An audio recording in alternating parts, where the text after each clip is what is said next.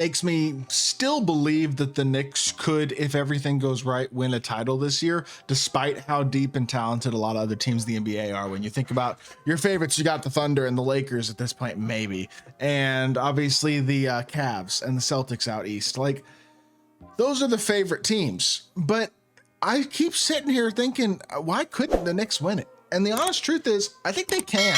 And it's because of the versatility of the roster, the amount of different guys who on any given night can go out there and drop 25, 30, even 40 points. Tonight it was Karl-Anthony Towns' night. Absolutely destroyed the Pacers. Now, to be fair, no Miles Turner on the Pacers, but still a 14 to 23, 12 rebound, 40 point, 5 assist, 3 steal game where he had a couple of really impressive no-look assists and just had himself an absolute masterclass of a game. Having the best season of his career, really playing amazing basketball and showing the Timberwolves why they shouldn't have traded him. And he's just such a good fit on this Knicks team. He's, I think, underrated defensively and as like a physical force. Can still put the ball on the floor at a very high level and get to the rim himself at a level that very few other bigs in basketball can. And obviously he's one of the greatest shooting bigs we have ever seen in the history of the sport.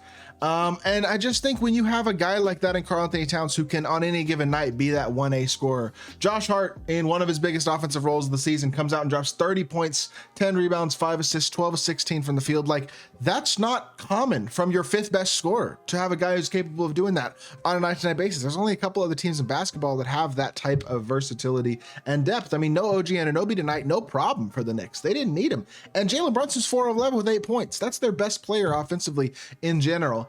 And he has an off night, doesn't put up a lot of points. Mikal Bridges only goes for 6, and it just doesn't matter. They have so many different pieces who can pick up the slack on any given night on the offensive end of the court. And I think defensively, they have another level to reach that they have not reached as of yet this season. But I've seen moments of it. For example, that Nuggets game they played a couple weeks ago was a game where it was like, this team, when they're locked in defensively, is still very, very good on that end of the court. And they're going to have to be in the playoffs because offense isn't going to carry them exclusively, but they're one of the best offensive teams in basketball. And I think they're better defensively than the numbers say they are as well. I really think this team could be an extremely tough out in the playoffs if they remain healthy. Now, remaining healthy is a big if, because in all honesty, they have about 9 guys in their rotation, maybe 10, once Mitchell Robinson gets back. But I mean, Landry Shamet, I'm not sure I totally trust him in the playoffs. Same thing with Campaign. Deuce McBride, I like him a lot. I think he's had a very good year. I think he could play in the playoffs. And Precious Achiuwa, like, I don't adore as a player, but I think he could also play in the playoffs.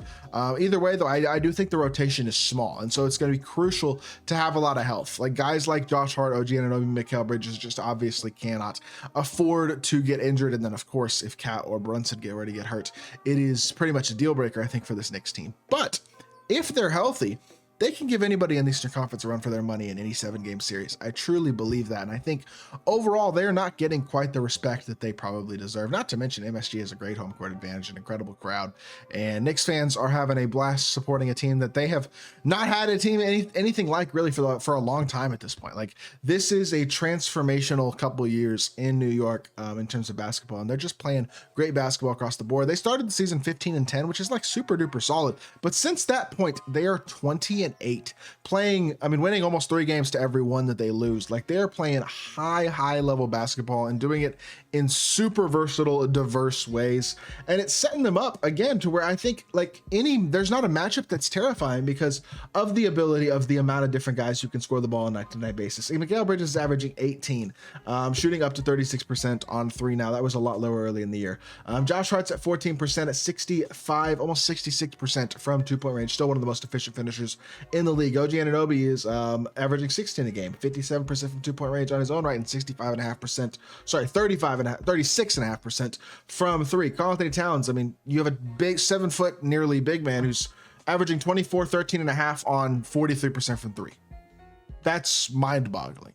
He's the best rebounder, one of the best rebounders in basketball, and he's one of the best shooters in basketball. That is a rare combination. Deuce McBride, who was not a very high-level 3-point shooter his first couple of years, has really turned into a good one. 36% from 3 on the season in his own right. Campaign's been good as a backup point guard. Jalen Brunson's shooting 40% from 3 and 53% from inside the arc as well. Like, there is just so much statistical versatility on this team on a night-to-night basis, because if it's an off night for Karl-Anthony Towns, don't worry, Mikal Bridges, OG Anunoby can pick up the slack.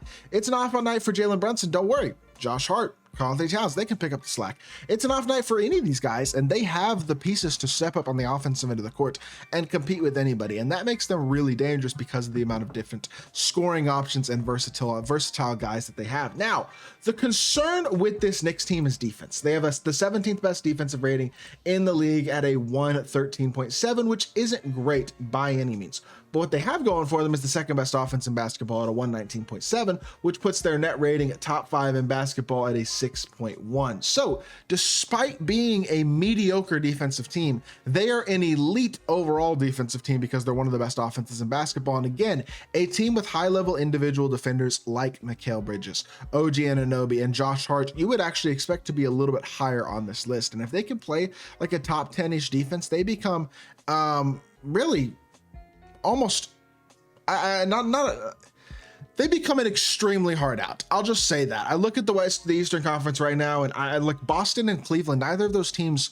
feel infallible to me at all. And I think that a lot of people's minds, it's kind of a 2-horse race at the top of the East between Boston and Cleveland. And I just don't know if I believe that. Like, at the end of the day, the Knicks are 2.5 games back of the Celtics. They're probably not going to catch them, but anything is possible with almost 30 games left in the season. Will they catch Cleveland? That I think would be beyond stunning. Cleveland would kind of have to collapse for that to happen. But they've won 8 of their last 10 games, 20 of their last 28, and again, are just playing really high level basketball on a consistent basis. And look, I think first round matchup, if they're the 3 seed, you're looking at a 6-seeded Pistons or Heat. That's not a terrifying matchup. Second round, then you're looking at Boston probably, and that's a tough series, no doubt. But if you beat Boston, you can beat anybody. And do I think that even on the road, if you get 3 games at MSG, they can't win all 3 of those games at MSG and potentially go into Boston and steal a game if Karl-Anthony Towns were to have a huge performance or Jalen Brunson drops 45 or whatever the case may be? Like, I'm not predicting they're going to win the title. I'm not predicting they're going to win the East. I'm not predicting they're going to beat Boston. But I am saying that I think they're being a little bit overlooked when it comes to the championship discussion, because all of those things could happen. And it's not just like if everything goes absolutely perfect for this team, yeah, technically it's possible that they could win. Like you might be saying for a team like the Warriors, for example, or the Bucks, where it's like, if everything goes perfect up, maybe, who knows, they might be able to win the finals. The Knicks have a path. It's not a extremely likely path, but it is a real path that I think they deserve credit for, because where this team was just a couple of years ago compared to where they are now is just a night and day transformation. First and foremost, they deserve so much credit for being able to turn this franchise around in the amount of time they have. And I say that they've been bad for a long time, but I mean, I just think really Jalen Brunson was an incredible addition. Karl-Anthony Towns was an incredible addition. Basically getting Josh Hart for Cam Reddish, the second round picks, was amazing. They overpaid for Mikal Bridges, sure, but they had the assets to do it. And I just think as a whole, you're looking at a team that is, look, they went from kind of laughingstock of the league a few years ago to serious powerhouse relatively quickly, and I don't see why that train is going to stop now. This is a team that's set up to contend this year and to contend for a while. It's going to be fascinating to see how the rest of the season goes for the New York Knicks. So with that being said, that's going to do it for the video. I hope y'all did enjoy. If you did, make sure you hit that like button, leave a comment, and subscribe. I'll be back with more NBA content very, very soon, and I appreciate y'all. Peace.